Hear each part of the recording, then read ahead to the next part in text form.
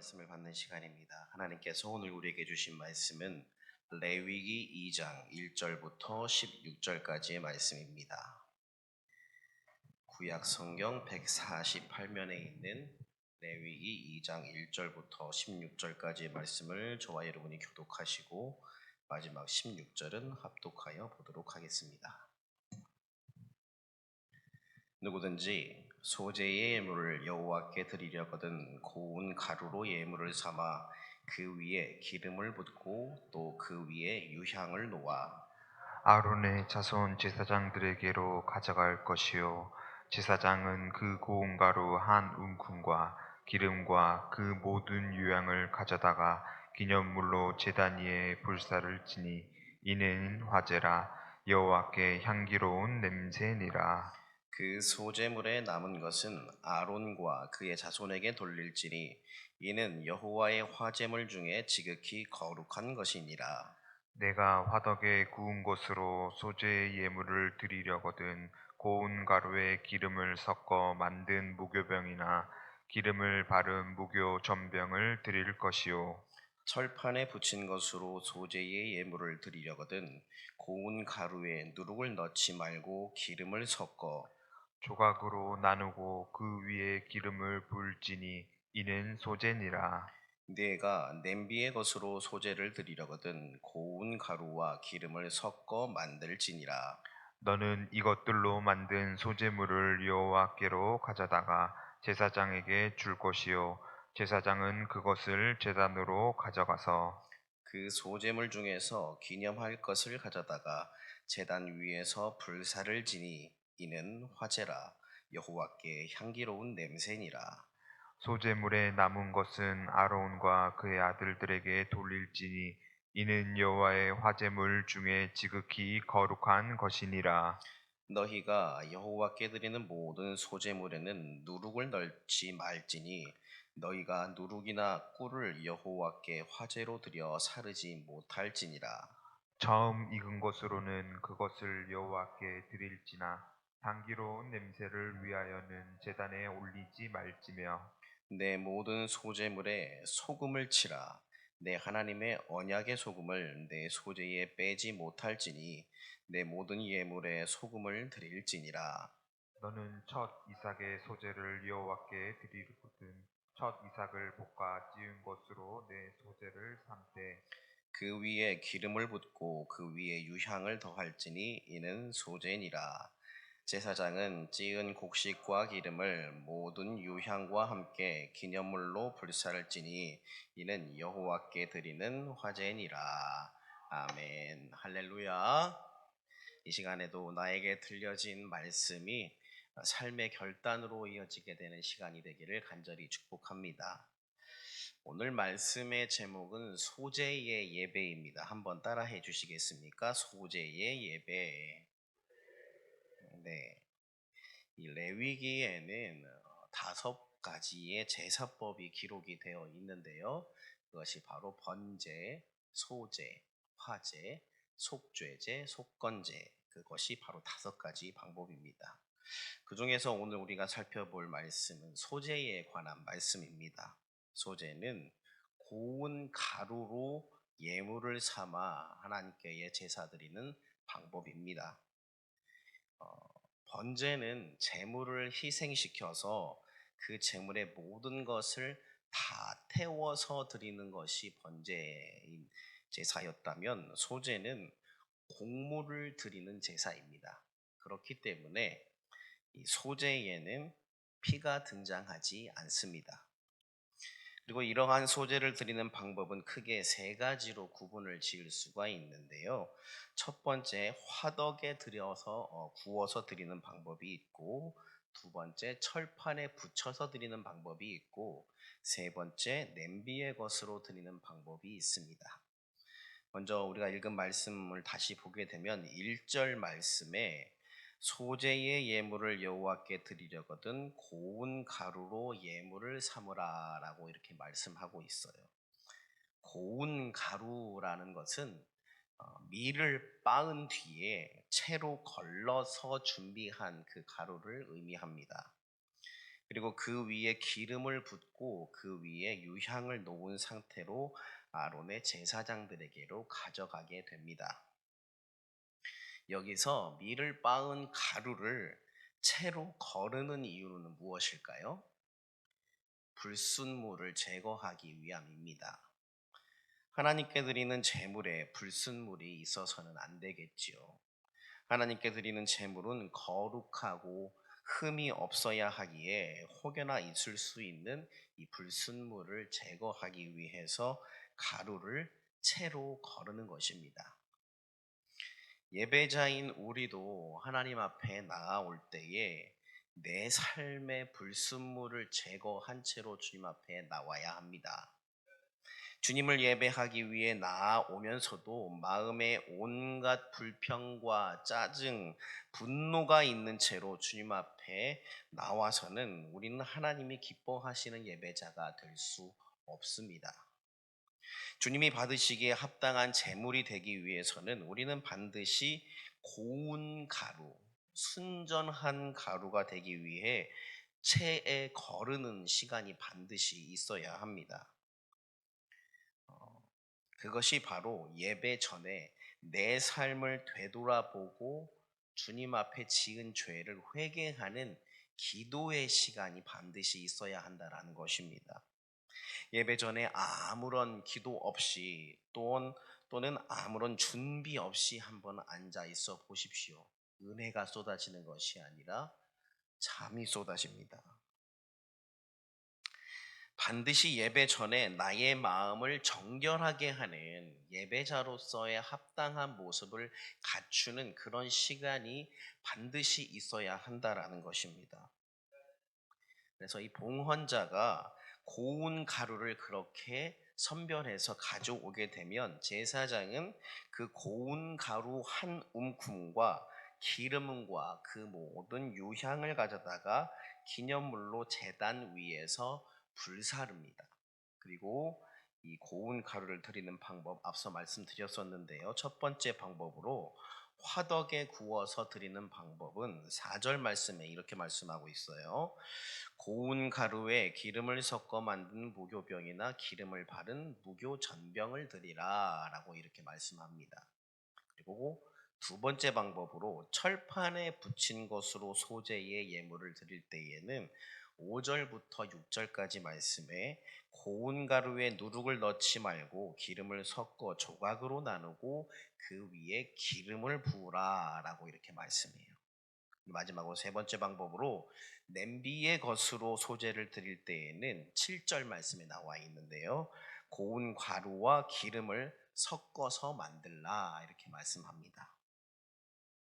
자, 위의 방법으로 소재물을 제사장에게 주어서 하나님께 바치게 하되 제사장은 그것을 제단으로 가져가서 소재물 중에서 기념할 것을 가져다가 제단 위에서 불사릅니다. 이것이 소재의 제물을 불로 태워드리는 제사, 화제가 되며 여호와 하나님께 거룩한 것이 됩니다. 자, 이상의 절차가 소재를 드리는 방법입니다. 여러분 어떠십니까? 이 소재를 드리는 방법도 번제에 못지않게 꽤나 복잡하다라는 것을 알 수가 있지요.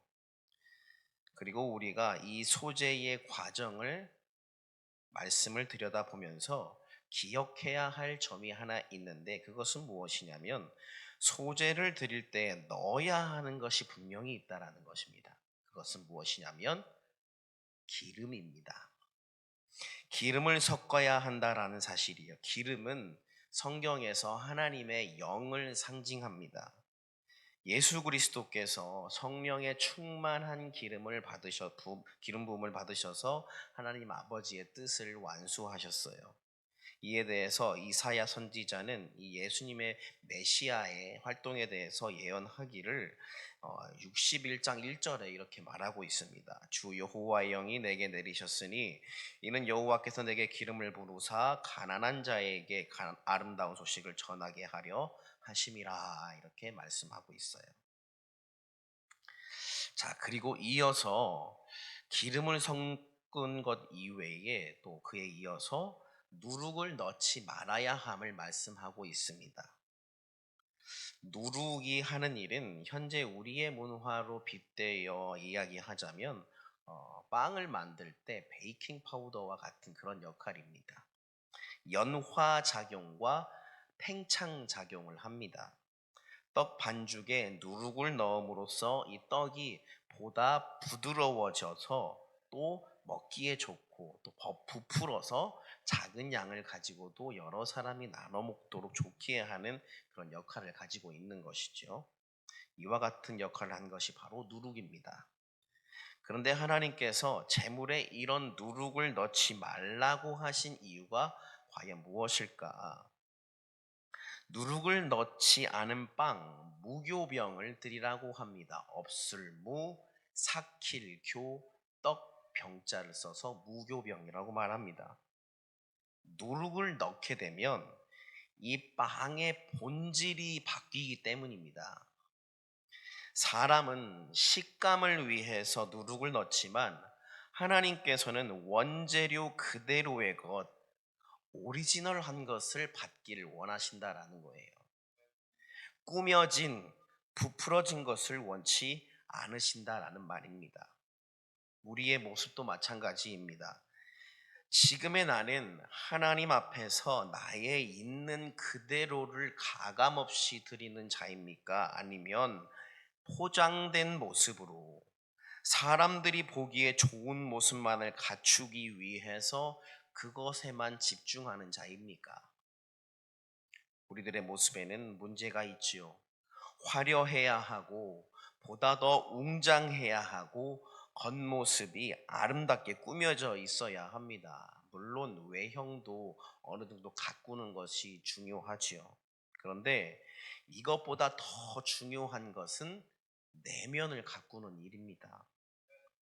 내가 지금 어떤 마음으로 하나님 앞에 나와 있는가, 이것이 더 중요한 것입니다. 내 마음은 정작 너무 힘들어 죽겠는데, 괴로운데, 한 주간의 삶이 너무나 고통스러웠는데도 불구하고 사람들의 시선을 의식해서 괜찮은 척, 애써 괜찮은 척 웃음을 짓고 있는 것이 우리의 모습이에요. 우리 하나님이 인간들처럼 겉모습을 보시는 분입니까? 오늘은 우리 김 집사가 옷을 깔끔하게 입지 않았네. 저 성도가 머리를 잘 빗지 않았네. 나를 예배하러 올 기본적인 자세가 안 되어 있네. 이렇게 말씀하시는 분이 아니죠. 그런데 우리는 교회에 온 사람의 복장이나 외모가 깔끔하지 않으면 그것을 이상하게 여겨요.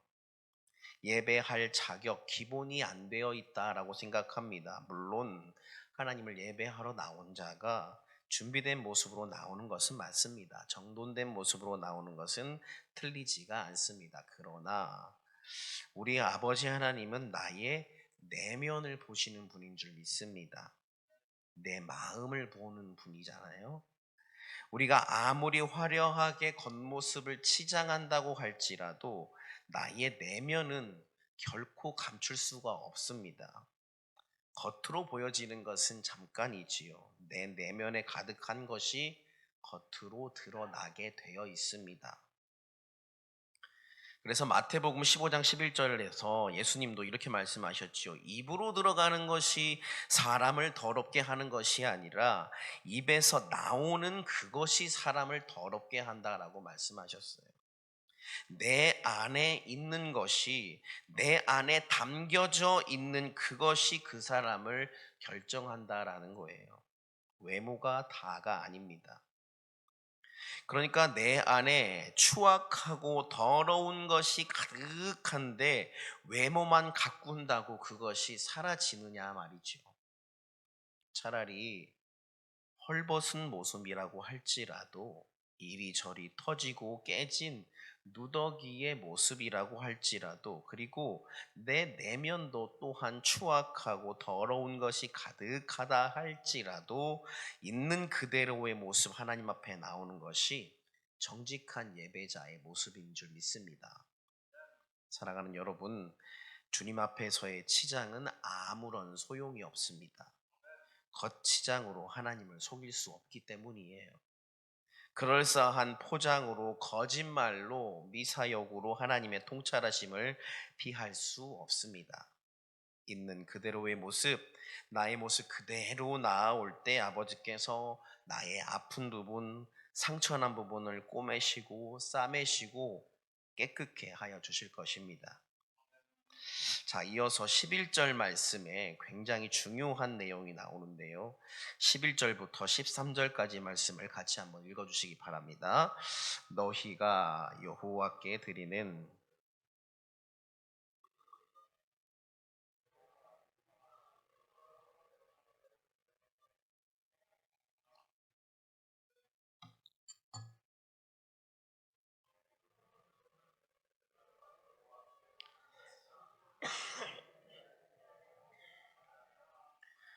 내 모든 소재물에 소금을 치라. 내 하나님의 언약의 소금을 내 소재에 빼지 못할지니 내 모든 예물에 소금을 드릴지니라. 아멘. 하나님께 드리는 모든 소재물에는 누룩을 넣지 말아야 함을 앞에서 말씀을 하셨는데, 또 하나 추가된 것이, 넣어선 안 되는 것이 꿀입니다. 이 역시 시간이 지나면 발효가 될 수 있기 때문에 넣지 말아야 함을 말씀하는 것입니다. 또한 12절에는 첫 수확물을 바치라고 말씀하고 계시는데요. 처음 것은 다 하나님의 것이기 때문이에요. 레위기 27장 26절에도 가축 중에 처음 난 것은 여호와의 것이라 라고 말씀하십니다. 첫 소산물은 하나님께서 주신 열매의 처음이기 때문에 하나님께 그 처음 것을 드리는 것이 마땅합니다. 그 소산이 나로부터 온 것이 아닌 하나님께서 나에게 부어주신 복의 결과물이라는 믿음의 고백이기 때문입니다. 그리고 이 누룩과 꿀은 넣지 말고 꼭 대신 그것은 넣지 않아야 하는 대신에 반드시 넣어야 하는 것이 있는데, 그것이 바로 소금입니다. 모든 소재물을 소금과 함께 드려야 합니다. 이 소금은 고대 세계에서 가장 우선적인 방부제였습니다. 소금의 역할은 음식이 부패하지 않도록 하는 것이죠. 그래서 소금을 치는 것은 근동 지방의 고온으로 인해서 혹여나 발생할 수 있는 재물의 상함을 막게 하기 위함입니다. 즉 재물이 상하지 않게 하기 위해서, 재물의 신선함을 위해서, 변질되지 않게 하기 위해서 하는 조치입니다. 자, 그래서요, 여러분, 우리는 이 말씀을 보며 어떤 적용점을 가질 수 있을까요? 바로 우리의 삶에도 소금을 쳐야 합니다. 우리의 신앙에도 소금이 필요해요. 누룩과 꿀은 빼고 소금을 쳐야 합니다. 하나님 앞에서 거칠에는 빼고 껍데기는 빼버리고 우리 신앙의 본질을 아름답게 세워나가야 할 줄 믿습니다. 그렇다면 우리 신앙에 칠 수 있는 소금은 어떤 것들이 있을까? 말씀의 소금, 순종의 소금, 충성의 소금, 여러 가지가 있겠지만 무엇보다 성령 충만의 소금이 가장 중요하다라고 생각합니다. 우리의 삶은 치열한 영적인 전투의 현장이기 때문에 우리 모두는 영적인 분별력을 가지고 영적으로 무장되어 있어야 이겨낼 수 있습니다. 하나님의 뜻대로 날마다 살아갈 수가 있어요. 내 삶의 소금과 같은 방부제의 역할, 어느 때보다 쉽게 변질되어 버리기 쉬운 우리가 살아가는 이 현대인의 삶에서 우리 크리스천들이 변화되지 않고 변질되지 않고 순수하게 복음 전도자로서의 원형 그대로를 지키기 위해서는 소금과 같은 역할을 하는 성령 충만함이 반드시 필요하다라는 사실입니다. 오직 성령이 너희에게 임하시면 너희가 권능을 받고 예루살렘과 온 유대와 사마리아와 땅끝까지 이르러 내 증인이 되리라 라고 말씀하셨어요. 초대교회 사도들이 놀라운 믿음의 행보를 걸을 수 있었던 것은 그들에게 성령이 불과 같이 임했기 때문입니다. 그리고 그 성령의 능력, 성령의 힘이라는 것은 초대 교회 때에만 유효한 것이 아니라 지금 이 시대에도, 지금 이 시대의 교회들에게도, 또한 이 시대를 살아가는 우리에게도 동일하게 필요하고 동일하게 역사하신다라는 사실이에요. 우리는 성령이 없으면 실패하고 맙니다. 성령이 없으면 인간의 모습이 드러나게 되어 있습니다. 성령이 있는 것과 없는 것, 겉으로 보기에는 큰 차이가 없어 보입니다. 성령의 임재가 가득한 사람과 그렇지 않은 사람의 겉모습은 크게 구별되지 않습니다. 그러나 겉으로 보이기에는 비슷해 보인다고 할지라도, 잘 가는 것처럼 보인다고 할지라도 성령의 운행하심이 없으면 그 배는 얼마 못 가 좌초하게 돼버릴 수밖에 없습니다. 성령은 매 순간 나를 새롭게 하고 내가 변질되지 않게 하시고 내가 마지막 순간까지 앞을 보고 달려나갈 수 있는 힘과 능력을 부어주시는 줄 믿습니다. 때로는 친구처럼, 또 때로는 스승처럼, 또 때로는 자애로운 부모님처럼 우리를 선하고 아름다운 의의 길로 인도해 주세요. 우리가 교회를 다니는 것, 인간의 여러 삶의 모습 중에서 종교 생활 그 안에 포함된 그런 모습의 차원이 아니라 우리가 크리스천으로 이 땅 가운데 살아가는 것 자체가 영적인 행보입니다.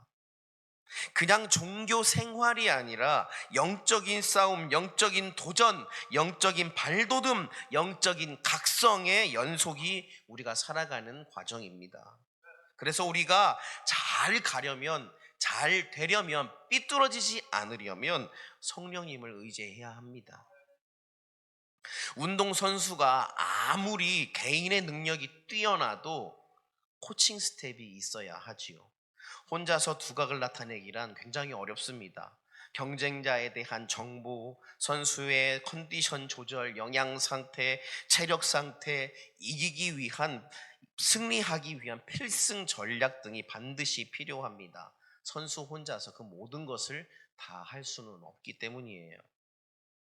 마찬가지로 우리가 하나님이 기뻐하시는 대로 살아가려면, 우리가 하나님이 기뻐하시는 신앙인, 하나님이 기뻐하시는 예배자가 되려면 우리를 이끄시는 성령님의 도우심이 절대적으로 필요합니다. 그분을 나의 삶의 주인으로 내어드리고 나의 삶의 리더로 내어드리고 나는 그분의 뒤를 그저 따라가며, 그분께서 가라 하시면 가고 가지 말라 하시면 가지 않을 때에, 그분의 부르심에 순종할 때에, 그분의 따르심에 우리는 따라갈 때에 우리는 누룩 없는, 꿀 없는 순결한 소재물이 될 줄 믿습니다. 사랑하는 여러분, 오늘 우리는 레위기 2장의 말씀을 통하여 소제물을 드리는 방법에 대해서 잠시 나누었습니다. 하나님께서는 이 말씀을 통하여 우리에게 이렇게 말씀하셔요. 내 인생의 누룩과 꿀을 제거하라. 그리고 기름을 부으라. 유향을 부으라. 무교병을 드리라. 꾸며진, 부풀려진 모습이 아닌 너의 모습 그대로를 하나님 앞에 드리라. 내 삶이 부패하지 않도록 소금을 치라. 우리의 삶에 우리가 부패하도록 만드는 누룩과 꿀이 얼마나 많은지요. 성경은 이를 두고 육신의 정욕과 안목의 정욕과 이생의 자랑이라고 말합니다. 우리의 삶이 부패하지 않는, 부풀려지지 않게 하는 소금과 같은 성령 대신에 부패하게 만들고 부풀려지게 만드는 누룩과 같은 육신의 정욕, 안목의 정욕, 이생의 자랑이 우리의 삶을 완전히 지배하고 있지요. 아무리 내가 그리스도인으로서 육신의 정욕보다 성령의 소욕을 따라 살아가야 한다는 것을 알고 있음에도 불구하고 춥고 배고프고 졸리면 말씀이 귀에 안 들어와요. 또 내가 아무리 그리스도인으로서 안목의 정욕보다 성령의 소욕을 따라 살아가야 한다는 것을 알고 있음에도 불구하고 눈에 보이기에 좋아 보이는 것이 쉽게 포기가 안 돼요. 특별히 우리 한국 사람들 참 새 것을 좋아하죠. 이미 좋은 집에서 살고 있음에도 불구하고, 이미 좋은 차를 가지고 있음에도 불구하고, 이미 좋은 전화기를 가지고 있음에도 불구하고, 나보다 더 못났다고 생각되는 사람이 나보다 더 좋은 집으로 이사했다라고 하면 견딜 수가 없어요. 학교 다닐 때 나보다 공부도 더 못했던 친구가 나보다 더 좋은 차를 타고 다니면 견딜 수가 없어요. 사용하는데 아무런 이상이 없는데도 불구하고 광고에서 새로운 폰이 나왔다라고 그런 것을 보게 되면 감가를 떠안고서라도 그것을 사야 직성이 풀려요. 또한 내가 아무리 그리스도인으로서 이생의 자랑보다 성령의 소욕을 따라 살아가야 한다는 것을 알고 있음에도 불구하고 자기에게 좋은 일이 생기면 자랑하고 싶어서 어쩔 줄 몰라 해요. 이번에 내가 승진했다, 연봉이 얼마가 올랐다, 우리 자녀가 어디 대기업에 취직했다, 우리 손자가 모 대학교에 입학했다. 물론 기쁘니까 하고 싶은 이야기를 하고 싶은 마음은 충분히 이해가 되지요. 그러나 내 인생의 그러한 것들보다 나는 과연 내 삶의 주인 대신 나를 살려주신 예수 그리스도는 얼마나 자랑하고 있을까? 나는 모든 준비가 다 마쳐진 사람입니다. 여러분은 노후를 준비하기 위해 오늘도 이렇게 애쓰며 살아가지만 나는 그보다 더 중요한 사후 준비를 이미 다 맞춰놓은 사람입니다. 그 어떤 것과도 바꿀 수 없는 내 인생의 사후 준비, 예수 그리스도로 인해 나는 아무 걱정 없이 살 수 있습니다. 이렇게 자랑하는 사람은 이 생에서 이룬 것들을 자랑하지 않습니다. 왜냐하면 예수님에 비하면 인생에 있는 모든 것들은 무가치하게 여겨지기 때문이지요. 하나님께서 지극히 사랑하시는 우리 광림의 성도 여러분, 오직 우리 주 예수 그리스도만 자랑하시기 바랍니다. 내가 주님을 사랑하고 주님을 내 삶의 가장 1번으로 여기고 주님을 항상 자랑하면 하늘에 계신 우리 아버지께서도 그런 나를 사랑하고 자랑하실 줄 믿습니다. 이 시간 우리가 마음을 다해 찬양하고 또 기도하기를 원합니다. 찬양팀 나와주시면 좋겠고요. 내가 내 인생의 자랑으로 여기는 모든 것들, 그래서 나를 부패하게 하고 나를 부풀리게만 만드는 모든 것들, 내가 내 인생의 주인으로 삼고 있는 모든 것들을 다 내려놓고 우리 주님만 섬기어 살아가는 우리가 되기를 간절히 소망합니다. 이 마음의 고백을 담아 우리 함께 내가 주인 삼은 찬양을 찬양하고 기도하겠습니다.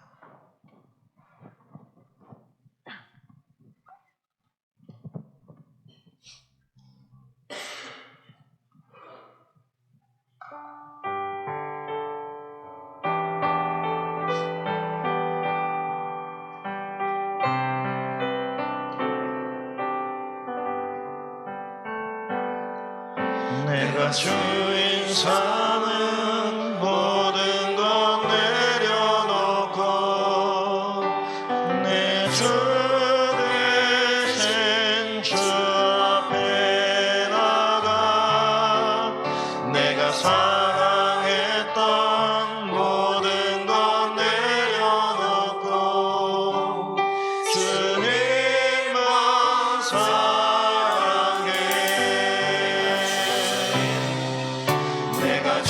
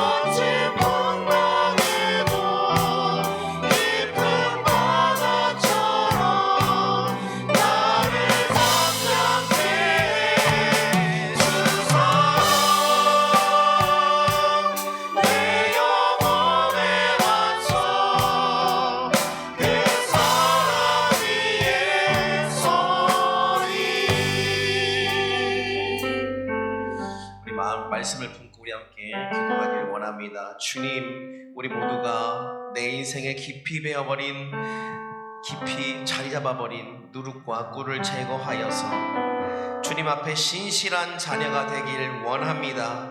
나의 힘으로는 지울 수 없는, 나를 부패하게 만들고 나를 필요 이상 부풀어 보이게 만드는 누룩과 꿀을 주님의 힘으로 제거하여 주시옵소서. 오직 나를 살리는 성령으로 소금치듯 하는 우리가 되게 하여 주시옵소서. 또한 이 세상 그 어떤 것보다 귀한 나의 주님을 가장 사랑함으로 말미암아 우리 주님만을 자랑하는 주님의 자녀가 되게 하여 주옵소서라고 주님의 성호를 한번 부르고 다 같이 기도하겠습니다. 주여,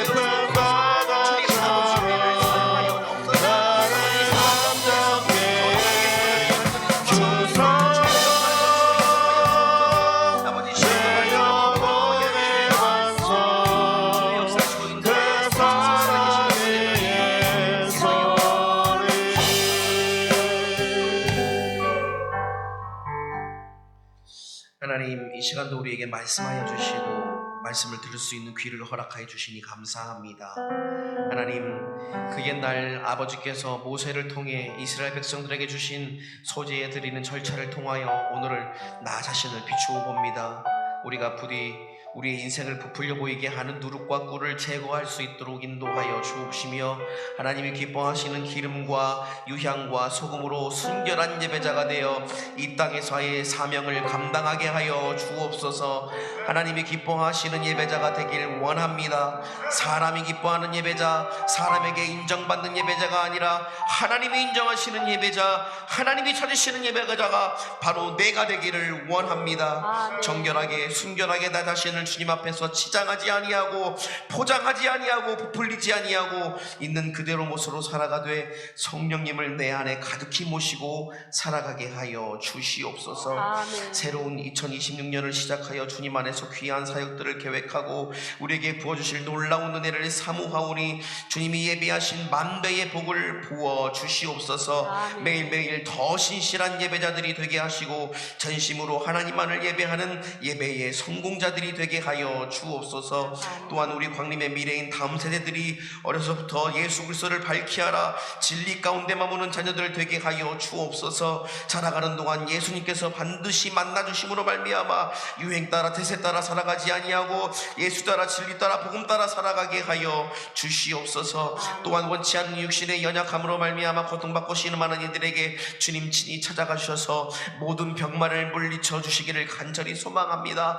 다시는 그와 같은 질병으로 인하여 고통받지 않도록 머리끝부터 발끝까지 성령의 새롭게 하심이 임하게 하여 주옵소서. 이제 말씀을 들고 세상으로 나아가 하루하루를 살아갈 권님의 성도들에게 부족한 종의 입술을 통하여 하나님의 말씀을 선포하게 하셨으니 각자의 심령 가운데 선포된 말씀이 자라나 열매 맺게 하여 주시옵소서. 아멘. 감사를 드리며 살아계신 예수 그리스도의 이름으로 기도하옵나이다.